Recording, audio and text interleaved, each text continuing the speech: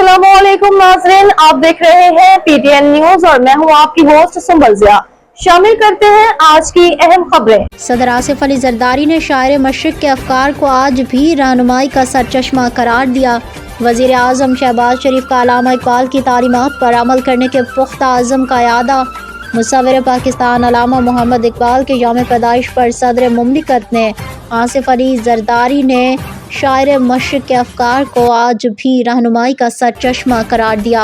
वज़ीर आज़म शहबाज शरीफ ने अल्लामा इकबाल की तालीमात पर अमल करते हुए पाकिस्तान के इत्तेहाद, अमन और खुशहाली के लिए काम करने का पुख्ता अज़म दोहराया। सदर पाकिस्तान ने अपने पैगाम में कहा कि इकबाल ने उम्मत मुस्लिमा की शनाख्त, रूहानियत और आज़ादी पर जोर दिया। उनके नज़रियात ने पाकिस्तान की कौमी शनाख्त की तश्कील की। हम इकबाल के असूलों पर अमल पैरा रहने के अज़म की तजदीद करते हैं।